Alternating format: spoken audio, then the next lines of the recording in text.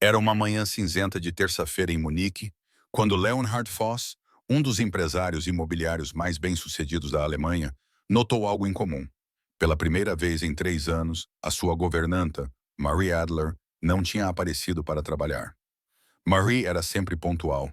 Todos os dias ela chegava exatamente às 7h30 com o seu uniforme azul desbotado e aquele sorriso calmo e caloroso que dava um toque humano à sua grande casa fria. Mas, naquela manhã, faltava algo. A princípio, Leon não deu importância. As pessoas adoecem, disse a si mesmo. Mas quando, mesmo depois de várias horas, ela não respondeu às suas chamadas nem às suas mensagens, começou a sentir uma leve inquietação. Marie não era apenas uma empregada. Ela tinha se tornado uma constante silenciosa e confiável na sua vida vazia. Respeitosa, discreta, sempre simpática. Ela nunca exigia nada, nunca se queixava das longas horas de trabalho e só tirava folga quando realmente não havia outra opção. Leonhard estava convencido de que sabia tudo sobre as pessoas que trabalhavam para ele. Mas, na verdade, ele não sabia quase nada sobre Marie. Não sabia a sua morada, nem tinha conhecimento da sua família, nem sequer sabia se ela tinha alguém. Para um homem que possuía metade do horizonte de Munique, ele estava assustadoramente distante das pessoas que mantinham a sua vida em funcionamento. Esse pensamento o atormentava. Quando a manhã deu lugar ao meio-dia, ele tomou uma decisão. Pegou as chaves do carro, disse ao motorista que ele poderia tirar o dia de folga e sentou-se ao volante. Algo que não fazia há anos. Digitou o endereço de Marie no sistema de navegação. Ela morava num bairro que ele nunca tinha visitado. Quanto mais ele dirigia, mais estranho tudo ficava. As fachadas de vidro brilhantes e as ruas largas do centro da cidade desapareceram, substituídas por ruas estreitas, fachadas em ruínas e buracos. O ar cheirava a chuva e paredes velhas, e os rostos dos transeuntes contavam histórias silenciosas de esforço e renúncia. Era um mundo diferente, um mundo que Leonhard há muito tinha esquecido. No final de uma pequena rua lateral, ele parou. À sua frente estava uma pequena casa inclinada com tinta descascada. Numa janela não havia cortina, mas sim um cobertor velho. Leonhard engoliu em seco. Não parecia um lugar onde alguém deveria viver. Muito menos alguém que limpava diariamente a sua casa luxuosa, que poderia facilmente acomodar 20 cabanas como aquela. Ele saiu do carro, apertou o casaco e dirigiu-se à porta. Lá dentro, ouviu um choro baixo, um bebê. Uma voz feminina tentava acalmá-lo. Ele bateu com cuidado. Por um momento, tudo ficou em silêncio. Então a porta se abriu um pouco e Marie apareceu, pálida, surpresa, quase assustada. Senhor, sussurrou ela com os olhos arregalados. Leonhard forçou um sorriso gentil. A senhora não veio trabalhar hoje. Eu vim ver se estava tudo bem. Os lábios de Marie tremiam. Desculpe, Sr. Foss. Eu queria ligar-lhe, mas... A sua voz falhou quando o bebê atrás dela voltou a chorar. O olhar de Leonhard deslizou para dentro do apartamento e ele parou. O quarto tinha poucos móveis. Uma mesa instável, 2 cadeiras velhas, um berço feito de ripas de madeira aparafusadas.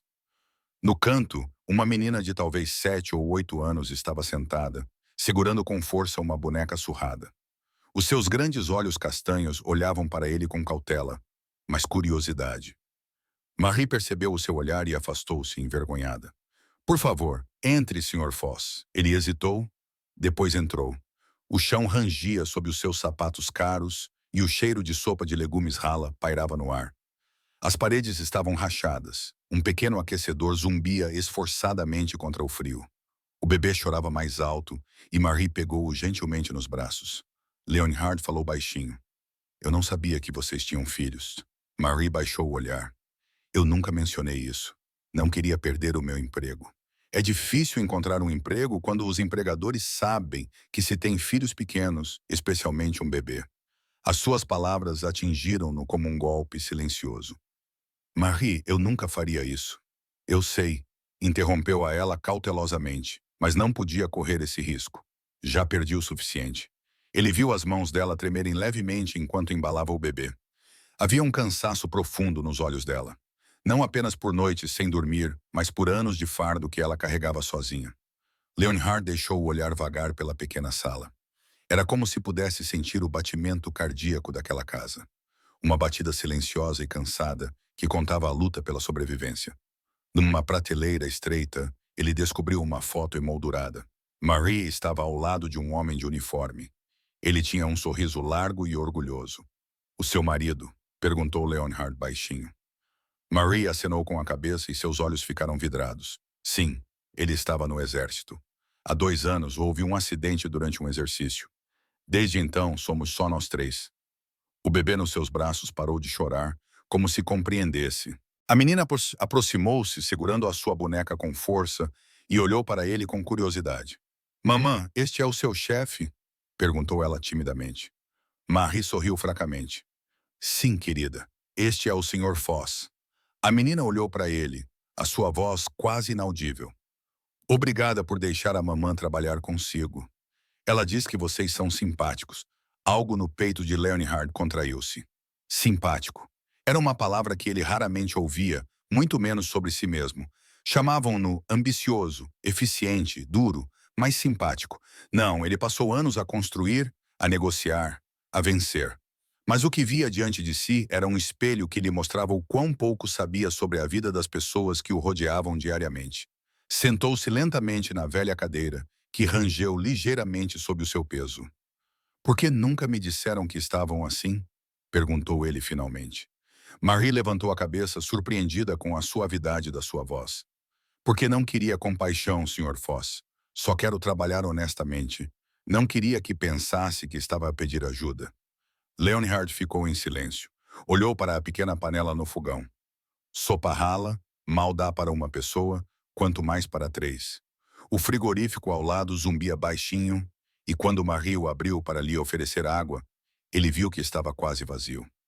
"Há quanto tempo vive assim?" perguntou ele finalmente, e a sua voz soou mais dura do que ele pretendia. Marie respondeu com um sorriso gentil que transmitia mais força do que resignação.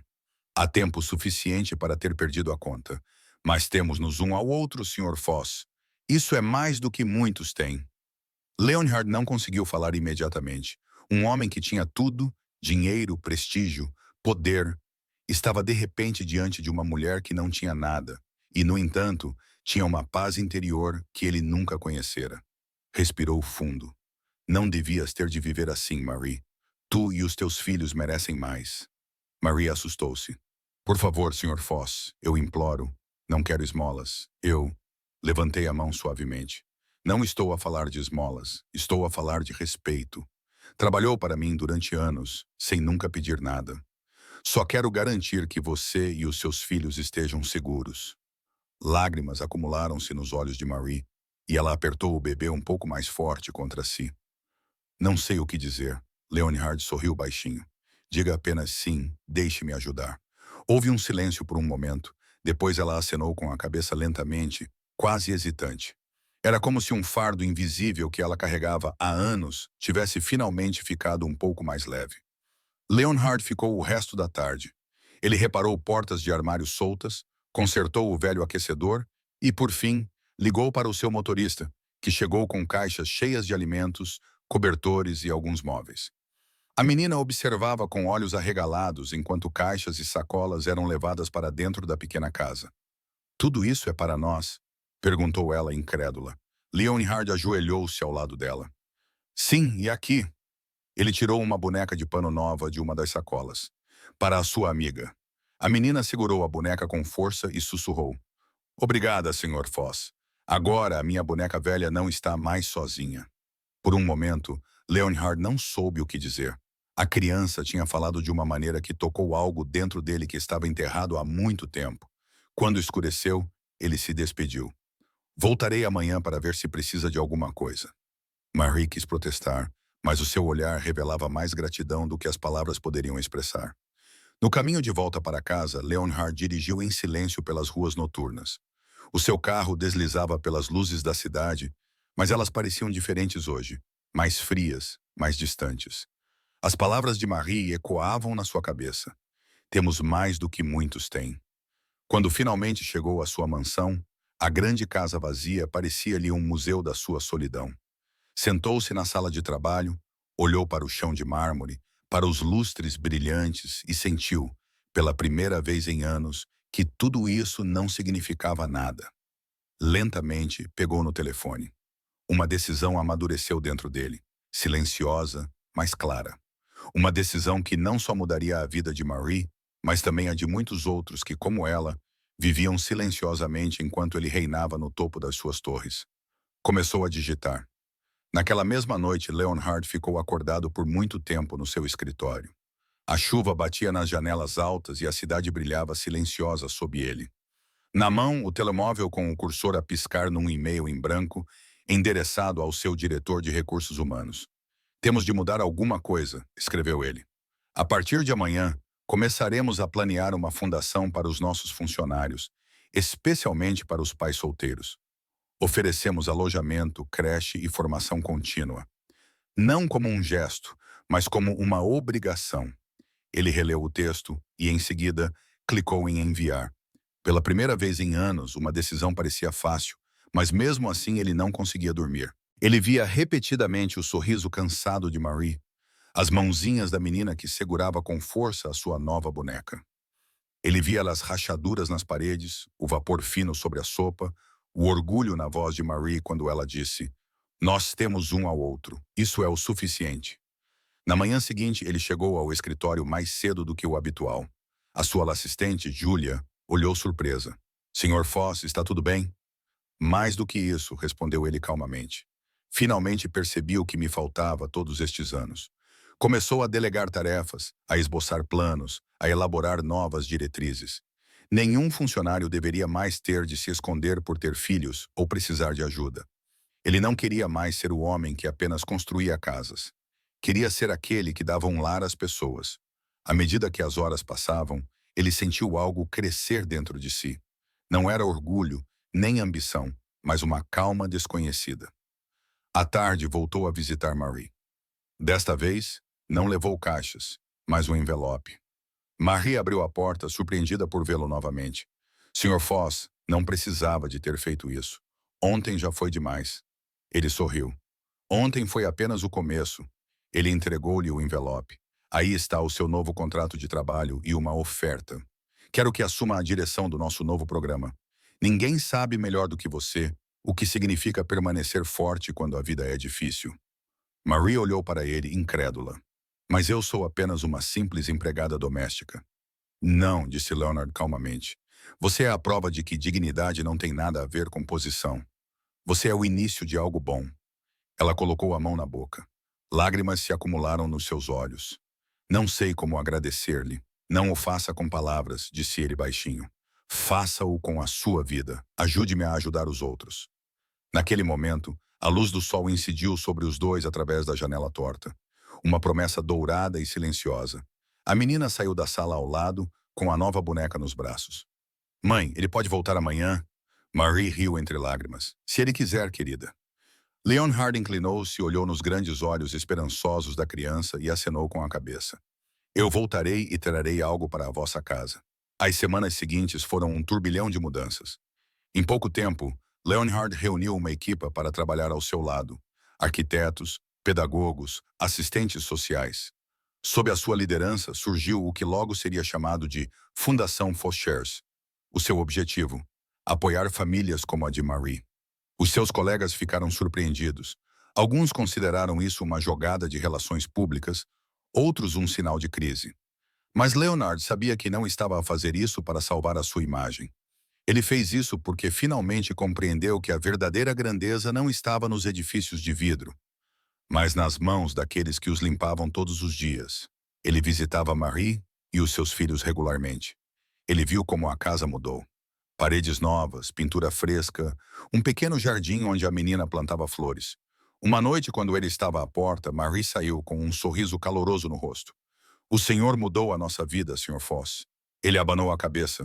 "Não, Marie, vocês mudaram a minha." Ela olhou para ele por um longo tempo e nos seus olhos havia uma compreensão silenciosa e tácita. Dois mundos que nunca foram destinados um ao outro se tocaram.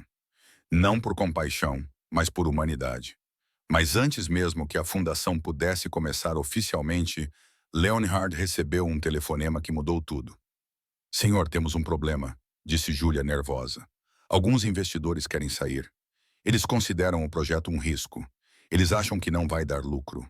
Leonhard ficou em silêncio por um momento, depois respondeu com voz firme. Então eles não entenderam do que se trata. Não se trata de lucro. Trata-se de finalmente retribuir algo.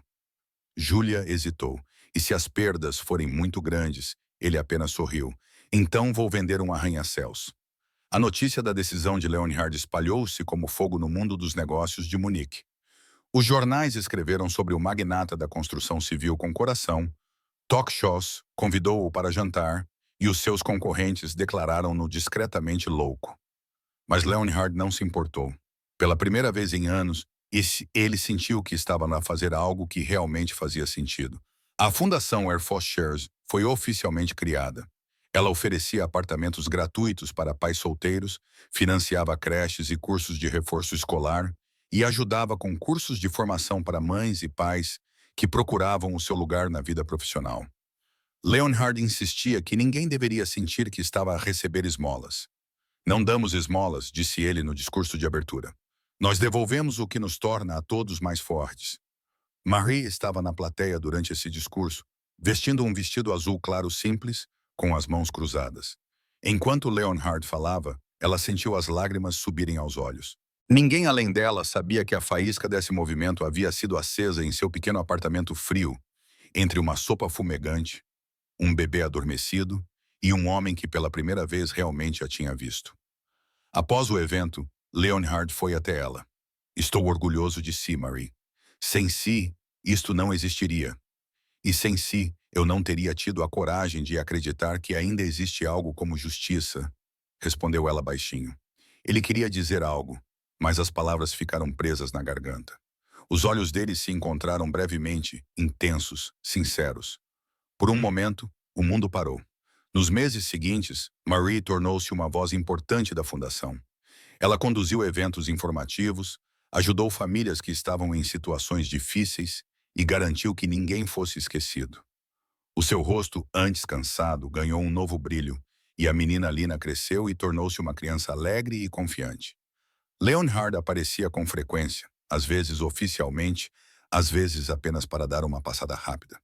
Ele trazia livros para Lina, ou ficava para tomar um café, que Marie ainda servia com a mesma modéstia, como se ainda fosse sua empregada. Mas as conversas entre eles ficaram mais pessoais. Sempre achei que sabia o que era sucesso, disse Leonhard uma noite, quando estavam sentados na pequena varanda. Mas agora percebo que, na verdade, nunca vivi. Apenas funcionei. Marie olhou para ele com um olhar calmo. Talvez eles precisassem perder o que acreditavam ter para perceber o que realmente importa. Ele acenou lentamente com a cabeça. Talvez, e talvez eu precisasse conhecê-la. Ela baixou os olhos, mas um leve sorriso passou por seus lábios. Um dia, enquanto Leonhard preparava uma reunião na sede da fundação, Júlia, a sua assistente, entrou com uma expressão séria. Sr. Foss, tem de ver isto. Ela entregou-lhe um tablet. No ecrã havia um artigo, uma publicação anônima num blog, que alegava que a fundação era apenas um truque de marketing para desviar a atenção de supostos problemas fiscais. Leonhard leu em silêncio e depois colocou o dispositivo de lado. Isso não nos vai impedir, mas a imprensa vai fazer perguntas, alertou Júlia. Então que venham, responderemos a todas elas. Honestamente. Naquela mesma noite, ele apareceu num programa de entrevistas. O apresentador perguntou de forma provocadora. Senhor, tudo isso é apenas uma tentativa de melhorar a sua imagem? Leonhard recostou-se com a voz calma, firme, quase calorosa. Se a compaixão é um truque de relações públicas, então desejo que todos os meus colegas usem o mesmo truque. Porque, honestamente, já construí casas suficientes, agora quero construir corações. O público aplaudiu e, em algum lugar, diante de uma televisão velha, num pequeno apartamento, Marie assistia. Nos seus olhos refletiam-se orgulho e algo que ela não conseguia nomear. Alguns dias depois, Leonhard estava novamente à sua porta. Desta vez, ele não trouxe presentes, contratos, imprensa, apenas a si mesmo. Queria lhe dizer uma coisa, começou ele. Marie sorriu cautelosamente. Você parece cansado. Estou cansado, admitiu ele. Mas não do trabalho, do silêncio. Do silêncio. Ele acenou com a cabeça. Passei toda a minha vida a construir muros à minha volta, à volta do meu coração, à volta do meu passado. Mas ontem, quando falei sobre si na televisão, percebi que não estava a falar sobre si. Estava a falar sobre nós. Ela ficou imóvel. Lá fora, a neve caía suavemente e ao longe ouvia-se crianças a rir. Não sei se isto está certo, disse ela baixinho. Não sou como as mulheres do seu mundo, Sr. Foss. Ele deu um passo à frente. Talvez seja exatamente isso que é certo, porque o mundo dela me lembra o que é realmente verdadeiro. Por um momento, só se ouvia o crepitar suave da lareira. Então Marie disse com um sorriso quase inaudível, não sei se estou pronta para confiar novamente. Leonhard acenou com a cabeça. Então vamos começar devagar, passo a passo.